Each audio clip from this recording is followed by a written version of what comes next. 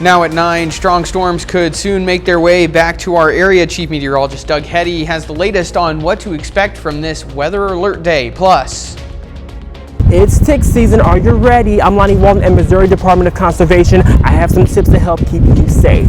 I'll have that story coming up. And from seeds to sales, how Jasper students are growing their agricultural skills with a blooming plant sale. The 4 states' most watched news starts now. Severe weather making its way through the 4 states today and this weekend. This is KOAM News at 9 on Fox 14. I'm Anthony Saviello. Let's go straight to meteorologist Doug Hetty for a first look at weather.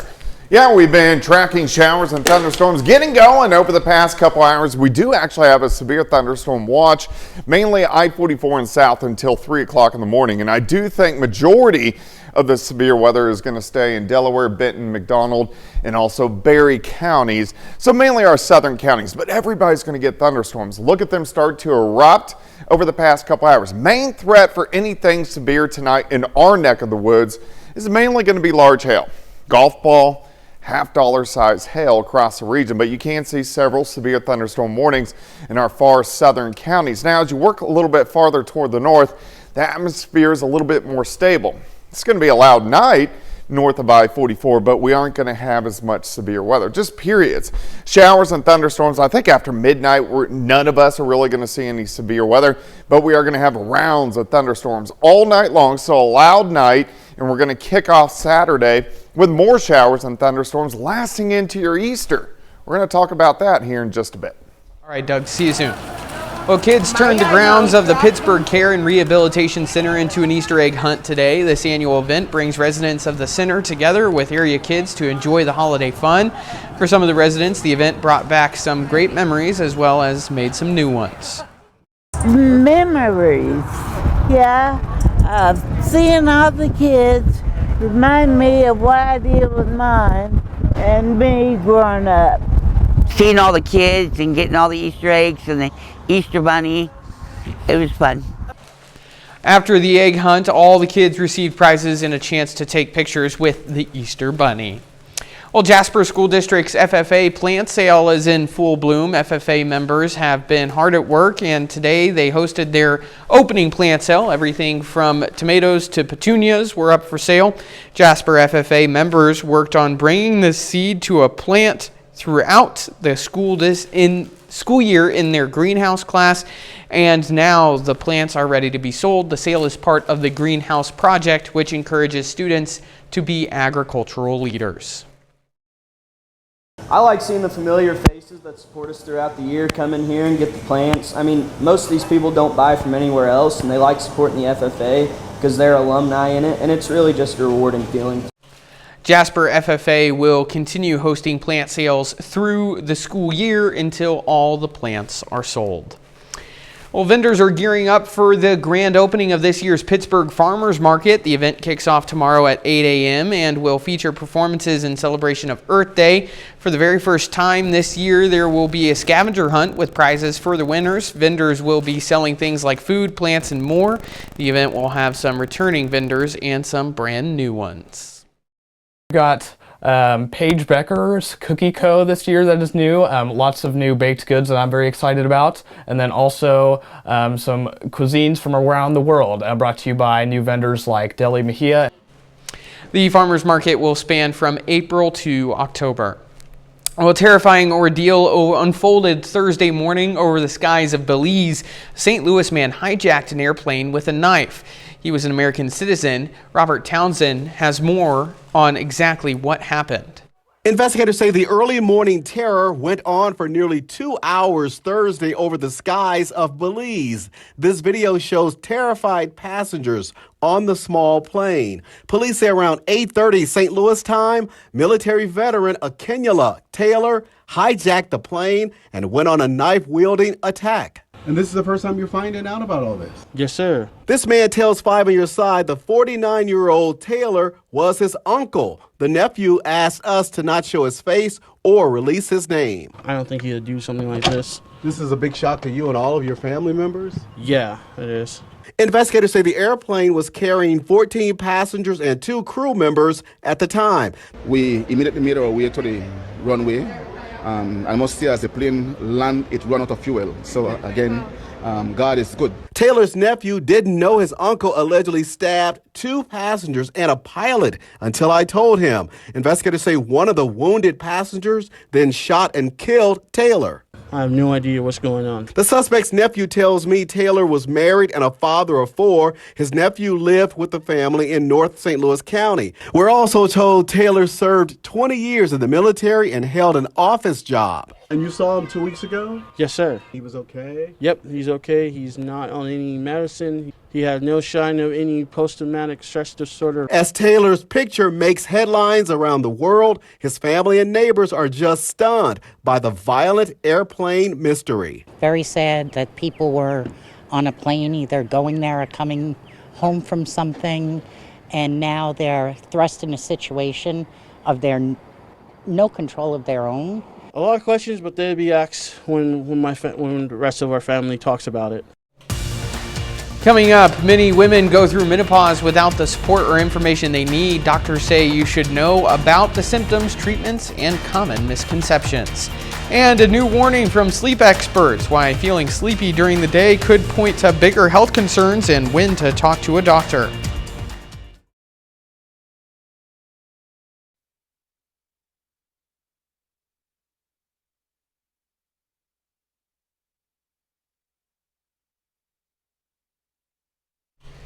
It's a transitional time leading up to menopause. Right now, millions of U.S. women are going through perimenopause, which can greatly impact their lives. Mandy Gaither shares over what to know about perimenopause and the symptoms that may signal what a woman's going through. It's a natural part of aging, but a 2022 survey shows many women are going through menopause or perimenopause without knowledge or appropriate medical care. More than 90% of women in the study reported they'd never been taught about menopause in school, and more than 60% said they didn't feel informed about it at all. I think it's really exciting, though, that for women, we are addressing and putting out there in the forefront hormonal changes that occur in the later part of reproductive life. OBGYN Dr. Sujatha Reddy says menopause is when the ovaries stop functioning and there hasn't been a menstrual period for 12 months. Perimenopause is the time leading up to this. What most women will experience are changes in these hormone levels leading to abnormal or irregular periods. Reddy says other common signs include hot flashes, vaginal and sexual changes, as well as altered mood and sleep. Most women will begin the menopause transition between ages 45 and 55, but it can happen earlier or later. The average menopausal age in the U.S. is 52. The process typically lasts several years, but every body is different. There is no exact test. There is no exact diagnosis. We tend to treat the symptoms that women are experiencing in this time. If symptoms are disrupting your life, Reddy says to see a doctor and to be aware of companies selling an instant fix. There is no magic wand that is going to cure every symptom you have. For Health Minute, I'm Mandy Gaither. A new study from American Academy of Sleep Medicine warns that daytime sleepiness could be a sign of poor health. Experts say yawning or nodding off at work shouldn't be ignored. A lack of sleep can put you in danger and lead to long-term health issues. Chronic sleep deprivation can even make it harder to realize how impaired you really are. About 100,000 crashes a year are blamed on drowsy driving. Doctors recommend seeing a physician if you're regularly feeling sleepy during the day. Well, if you're spending time outdoors, the Missouri Department of Conservation has a friendly reminder. Keep an eye on your surroundings and be sure to give yourself a good check for ticks. KOAM's Lonnie Walton spoke with an expert for advice. I spoke with some locals who said they had some close encounters with ticks. Luckily, they were safe, but they say at first it really wasn't all that fun. But it was after doing yard work and I didn't realize I even had it on me. Kimberly Oss is a Joplin resident. She says she had a huge scare when she found a tick on her body while she was pregnant. It almost looked like a mole, and yeah, my husband took it off for me. It was on my shoulder. This is why Francis Gillespie from the Missouri Department of Conservation says you should keep an eye open for these creatures. You get in from whatever that outdoor activity is, check yourself for ticks. particularly belt lines, sock lines, things or places on your body that's warm and snug. And many people are at risk, according to Skaleski. If you're going on that afternoon hike, if you're doing yard work, you could get ticks. They are in vegetation. What they're doing, it's called questing. They're looking for a blood meal. And of course, there are ways to protect yourself. Ticks like high vegetation. Well, if you mow, you edge, you keep that vegetation down, that helps prevent the tick problem. And there's more. There's over-the-counter insect repellents that will help keep ticks off. Kim says she's happy her and her babies are safe. Yes, I was very excited. I was relieved I didn't get Lyme disease. And Missouri Conservation says if you have any medical symptoms regarding ticks, it's best to contact your doctor. Reporting in Joplin, I'm Lonnie Walton, KOAM News.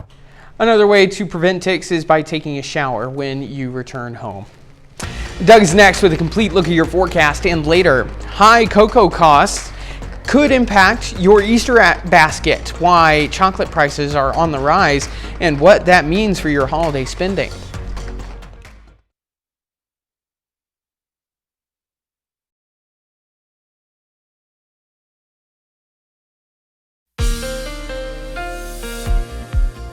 Well, of course, we are tracking showers and thunderstorms for us tonight. Actually, all weekend long, we're going to have periods of thunderstorms. Thunderstorms have been picking up just a bit over the past couple hours. Nice shot. Cornell Arts and Entertainment Complex Tower Cam. Of course, we are looking downtown Joplin. Severe thunderstorm watch. This is mainly along and south of I-44 until 3 o'clock in the morning. And I really think majority of the severe weather will stay in east central Oklahoma, northwest Arkansas, and then over into south central parts of Missouri. But we are going to have a few random severe thunderstorm warnings. You can see them kind of lighting up along and south of I-44 over the past couple hours. Again, the main threat here is very large hail, so we're talking golf ball size, $half size as they lift into south central parts of Missouri. Back behind the front, where the air mass is a little bit more stable, you can see thunderstorms got going and then kind of fall apart just because we don't have the instability. So bigger storms south of I-44. We're going to have smaller storms, but still good storms. You can see one just east of Wichita, which are going to roll in southeastern Kansas. Again, we can't rule out a random severe thunderstorm warning, but I think the bulk of the severe weather will mainly stay to our south. But all this is going to fill in and head toward us tonight. So we're going to have rounds of showers and thunderstorms across the region. And then the upper level low, the main storm system out through Arizona and parts of New Mexico. As this kicks out, this will give us another severe threat. This is going to be Sunday. So here's a level 3, level 2, level 1, and I think this will shift a little bit farther west. So we need to keep our eyes on that as we get into Easter Sunday. All right, let's go through time. As we go through the night, here's about midnight, periods of showers and thunderstorms, loud night across the region, heavy amounts of rain, not much in the way of severe weather, especially after midnight. We'll start the day, periods of showers and thunderstorms, picking up again late morning into the afternoon. Again, any severe weather on Saturday mainly stays to our south. But look at this, just periods, showers, thunderstorms, picking up again Saturday night into Sunday morning. Now we get into the warm sector. We get a warm front that lifts through on Sunday morning. So with it, we're going to start to see some thunderstorms building right on top of us. So we will have the potential to get some severe thunderstorms, especially southwestern Missouri, as we go into early afternoon on Easter Sunday. With those, some of those could rotate. So we want to keep our eyes on that as we go through the next couple days. Also, very heavy amounts of rain are going to start to work in as we go through the next couple days. I would say most of us pick up anywhere from 2 upwards to 5 inches of rain. 64 on Saturday. Let's go 70 on your Sunday. We do get to dry out just a bit Monday, Tuesday. More thunderstorms by next Wednesday. Anthony?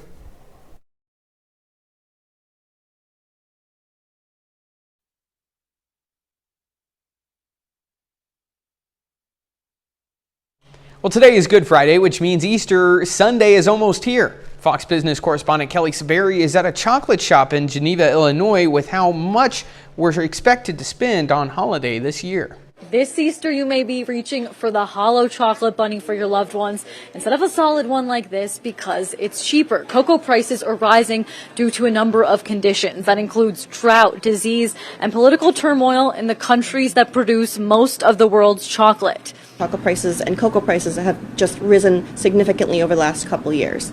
It has doubled and even tripled at times, which has made things very difficult for us, especially since that's basically the main thing that we use here at Graham's Chocolates is, 38 years of chocolate making. The National Retail Federation polled American adults on their Easter spending, and on average, people are going to spend about $200 per person. 89% of people said they're going to be spending their money on Easter food. Another 51% of people said they'll spend that money on decorations, while 49% said they'll spend the dough on clothing. If you're going to be painting eggs with your loved ones, there's good news. The price of Midwest large white eggs is down significantly from the intra-year high of $8.58 on February 25th. As of Thursday, April 17th, a price for the same dozen is $3.77. And of course, we're seeing some increased spending this year. The National Retail Federation says that spending will top last year by over $1 billion for a grand total of $23.6 billion throughout the country. In Geneva, Illinois, Kelly Severi, Fox Business. Well, a new study finds an increase in binge drinking in younger women compared to younger men. New research published in the Journal of the American Medical Association Wednesday shows young women ages 18 to 25 now drink slightly more than men of the same age. The findings come from a University of Pittsburgh-led study and data in the National Survey on Drug Use and Health. From 2021 to 2023, the study shows a reversal of patterns from 2017 to 2019, when younger men had higher rates of binge drinking. The findings are concerning health experts who say such binge drinking could manifest in alcohol-related liver disease, cancer, or heart disease. The ongoing trade dispute is shining a light on how reliant American retailers are on China. Fox Business' Jerry Willis has the details. American retailers rely heavily on China to source the goods they place on their shelves, but precisely how much product is sourced from China? Tougher to call. Let's take a look at some of the biggest retailers. Keep in mind the yardstick we're using is cost of goods sold, simply what stores spend on buying and shipping goods they sell. It's not the percentage of what's on the shelves. 20% of Target's cost of goods sold is from China. For Walmart, it's 15%. Both companies say they're trying to reduce their reliance on China, but admit it's still a major source of products. Deep discounters tend to rely on China even more, Five Below 60%, though the company reportedly just halted all imports from China.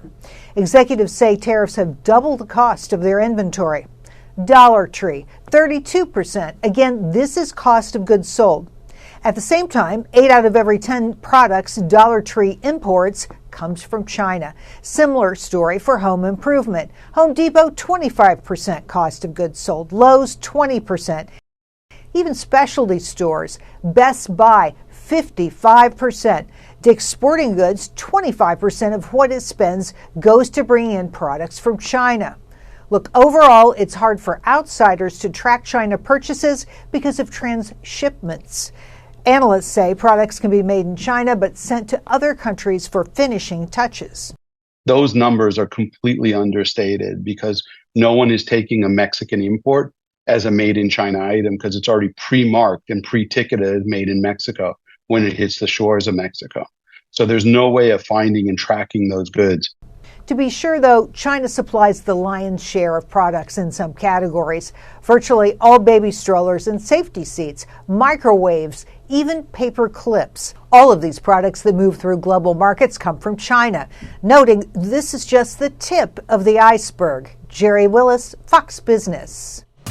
Well, good news for sea turtles. A new global study shows most populations are on the mend, what researchers say is helping turn the tide.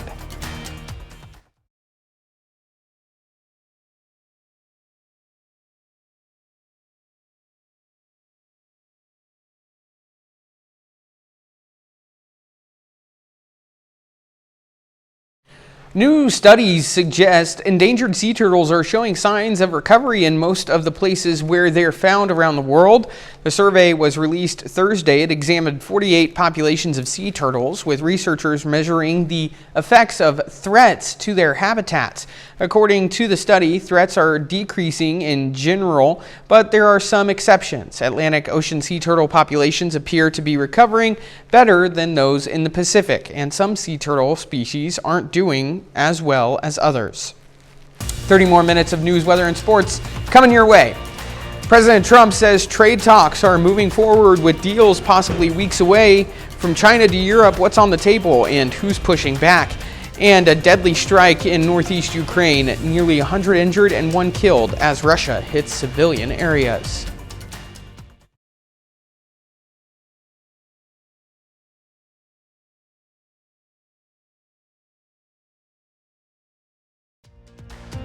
You're watching the 4 States Most Watched News. The Trump administration is nearing its breaking point when it comes to negotiating an end to the war between Ukraine and Russia. Secretary of State Marco Rubio says this morning the U.S. will move on if no progress is made in the next few days. Fox's Rebecca Castor has the latest from Washington. Another tragic morning in northeast Ukraine, with Russian airstrikes injuring nearly 100 people and killing 1. Ukrainian President Volodymyr Zelensky posting on X, "This is how Russia began this Good Friday, with ballistic missiles, cruise missiles, shawheads maiming our people and cities." 14 houses were seriously damaged. We can see shrapnel. Probably civilians were the target. Russia seems far from peace, as the Kremlin also announced today its pause on striking Ukraine's energy infrastructure is over. U.S. mediators also appear ready to abandon peace talks. We need to figure out here now within a matter of days whether this is doable in the short term, because if it's not, then I think we're just going to move on from our perspective. The president feels very strongly about that. So this is important, but there are a lot of other really important things going on that deserve just as much, if not more, attention. Without the U.S. involved, a ceasefire is likely a long shot. Even Zelensky has said he believes Trump is the key to ending the war, despite their contentious relationship. The mistake was letting the war happen. If Biden were competent, and if Zelensky were competent, and I don't know that he is. We had a rough session with this guy over here. He just kept asking for more and more. The U.S. is nearing a rare earth minerals deal with Ukraine. President Trump says it will be signed next week. In Washington, Rebecca Castor, Fox News. President Trump is striking an optimistic tone on trade. The president is saying deals with China and Europe could come in just a few weeks. This week, he met with Japanese officials, spoke with Mexico's president, and sat down with Italy's prime minister to discuss tariffs on European goods. The U.S. is also engaged in talks with Taiwan and Japan, key partners in technology and manufacturing. But pushback continues, with China urging allies to resist U.S. pressure and Canada keeping retaliatory tariffs in place. Trump is expected to visit Rome soon to continue negotiations in Europe. The U.S. is planning to impose new port fees on Chinese ships. The fees will be charged on all Chinese-built and owned ships docking in U.S. ports, with amounts based on net weight or goods carried on board. They'll begin in about 6 months and will be rolled out in phases. The U.S. government says the fees could also be raised further in the coming years. Thursday, a federal judge ruled the Social Security Administration could not grant the Department of Government Efficiency sweeping access to sensitive records. This new preliminary injunction extends previous restrictions placed on DOJ's access to Social Security data. The judge said the Trump administration hasn't made it clear why DOJ needs unfettered access to personal, sensitive, and private information of millions of Americans. This ruling sets the stage for the case to be appealed. And according to a new poll, former Vice President Kamala Harris has the most support among possible candidates for California governor. It showed 31% of California voters who plan to vote in the June 2026 primary would support Harris. However, voters are evenly divided on whether she should run. Half believe she should and half think she shouldn't enter the race. Harris is reportedly considering different options. Harris will reportedly make a decision about running for governor by the end of the summer. Doug is next with a complete look at your forecast. Plus, from park bench to pop culture icon, AFLAC's famous duck is celebrating 25 years.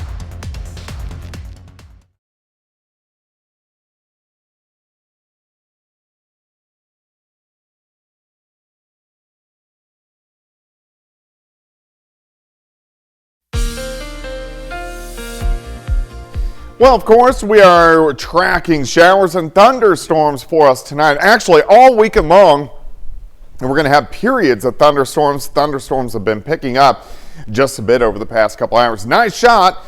Cornell Arts and Entertainment Complex Tower Cam. Of course, we are looking downtown Joplin. Severe thunderstorm watch. This is mainly along and south of I-44 until 3 o'clock in the morning, and I really think majority of the severe weather will stay in east central Oklahoma, northwest Arkansas, and then over into south central parts of Missouri. But we are going to have a few random severe thunderstorm warnings. You can see them kind of lighting up along and south of I-44 over the past couple hours. Again, the main threat here is very large hail, so we're talking golf ball size, $half size as they lift into south central parts of Missouri.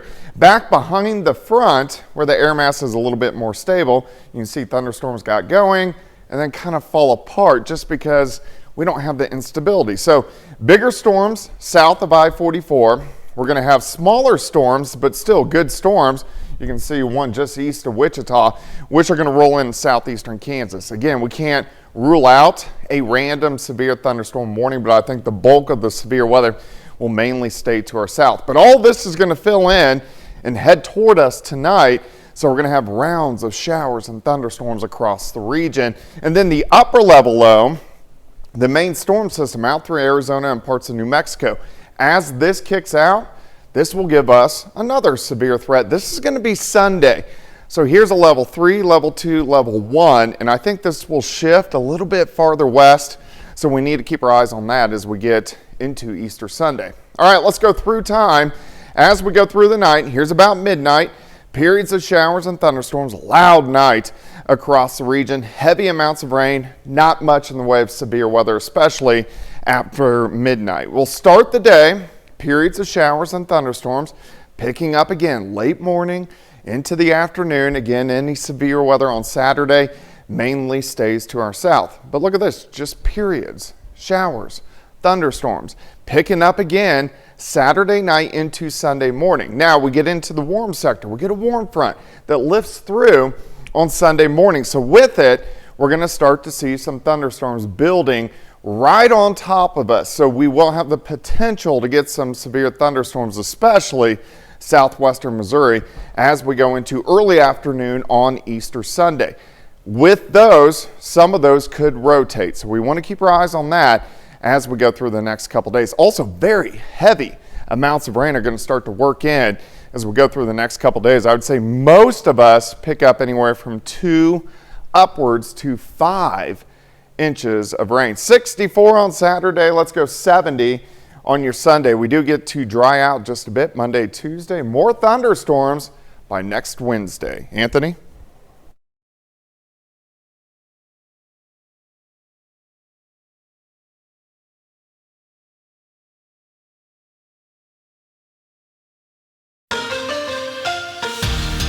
This afternoon is jam-packed full of college softball and baseball in the 4 states. We've got 8 MIAA games taking place in Pittsburgh and Joplin. Missouri Southern Baseball wraps up its series with third-ranked Central Missouri. First game of the doubleheader, Mules already up 2-0 in the second, and they add to that lead with a 2 RBI single off the bat of David Johnson. Lions trail 6-0 in the third. Tragan Parker gives them some life at the plate. He hits a bloop into right for a single. A couple batters later, Drew Townsend pulls it into right field corner. 2 Lions will score. Townsend has an RBI double. Southern cuts the deficit in half. That makes it 6-3, but the Mules answer right back. They hit 5 home runs yesterday, and in the 4th inning, Isaiah Keller sends it over the wall in left. That's a 3-run blast. Central Missouri, once again, just too much for Southern to handle. Lions fall 15-12. Things get kind of ugly in the second game. UCM wins it in a blowout 18-2 after just 7 innings. They finish off a series sweep of the Lions. Pitt State baseball riding a 14-game winning streak with the doubleheader against Washburn. First inning, 2 outs. Ichabods have a couple runners on base. PSU first baseman Dagan Brewer makes a nice play on a high throw to get the final out of the inning. Bottom of the inning, 2 runners on. Drew Bugner finds the hole on the right side. Alex Rogers comes home to score. We're tied at 1. Same inning. Brewer grounds it to short. He's going to be out, but a run comes home to score. Gorillas up 3-1. In the third, Nixon Brannon goes opposite field for a single. Runners on first and second now. Connor Allen comes to the plate with 2 outs, but he grounds it to the pitcher for the final out of the inning. For the first time in nearly 3 weeks, Pitt State baseball loses. Gorillas fall to Washburn 9-6, snapping their 14-game winning streak. But PSU bounces back in Game 2. The Gorillas score 5 runs in the 9th to walk off the Ichabod 17-16. They clinch the series over Washburn. Up next, they take on the Lions in Joplin. It's senior day for PSU softball. Gorillas host Fort Hays State. In the first, Ava Laurent strikes out the batter to end the inning. She finishes the day with 6 Ks. Bottom of the inning, Heather Arnett gets things started with an infield single. Then Courtney Story drives one deep to right. It's long gone, and PSU jumps out to a 2-0 lead. In the third, Pitt State's up by 3. Kaden Trokim lines one in the gap in left center.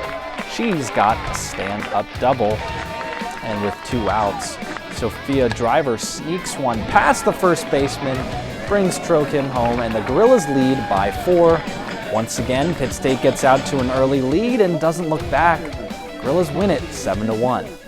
PSU wins the second game as well, 7-3, which means the Gorillas finish the 2025 regular season with an undefeated home record.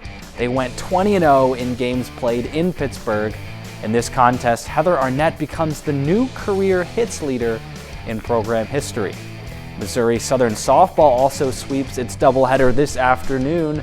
The Lions take care of Nebraska Kearney 4-3 in the first game and 3-1 in the second. The Lions are off for a week until the regular season finale against Pitt State. Well, how about that? It's always good to see our softball teams shine. Pitt State looks like a force to be reckoned with, for sure. Yeah, the MIAA tournament's coming up, and I can't wait to see who comes out on top. Yeah, looking forward to it. We'll be right back.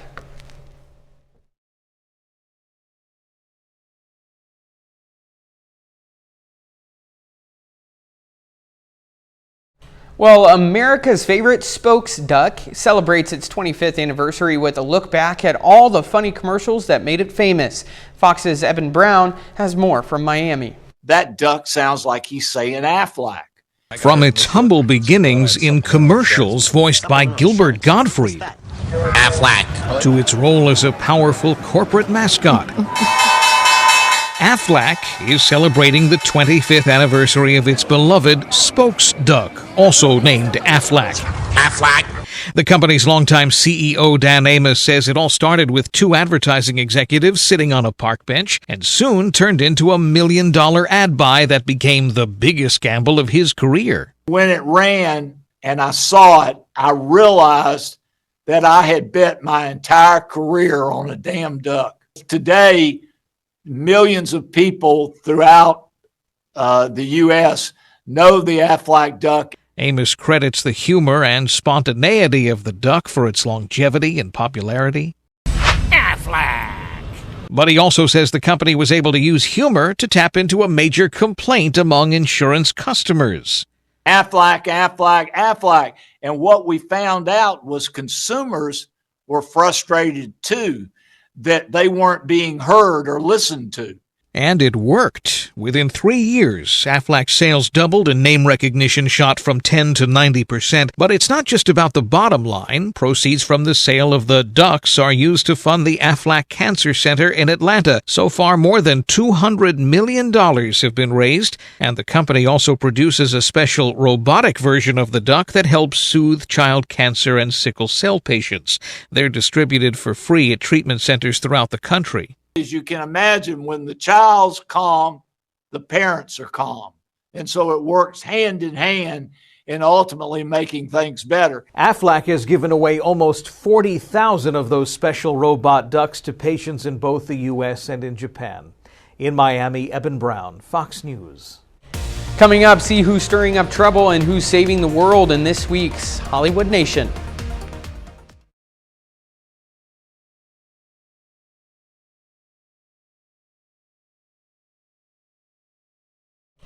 A first look at Julia Gardner as the Silver Surfer, and Jennifer Lopez will play a con artist with a plan.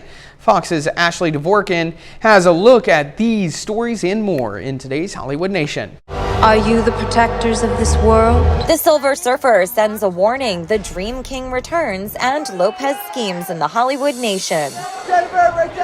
Jennifer Lopez is stepping into the role of a seductive swindler. According to Deadline, Lopez will star in Netflix's adaptation of The Last Mrs. Parrish. She will play a con artist who infiltrates the lives of a wealthy couple with the goal to take the wife's place for herself. It'll be interesting to find out why you've called us here. Tom Sturridge is back as Dream of the Endless in today's first looks.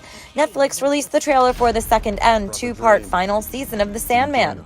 The video teases a big reunion for Dream while hinting at a high-stakes battle ahead as he attempts to undo the damage of the past before it destroys him, his kingdom, and the waking world. The show returns with Part 1 July 3rd, followed by the second half on July 24th. Are we safe? The new trailer for the Fantastic Four First Steps offers a full reveal of Julia Garner as the Silver Surfer. She arrives on Earth to warn the superhero team their planet has been targeted for destruction by the villain Galactus. The video also highlights Pedro Pascal, Vanessa Kirby, Joseph Quinn, and Ebon Moss-Backrack, showcasing their characters' superpowers. The film arrives in theaters July 25th.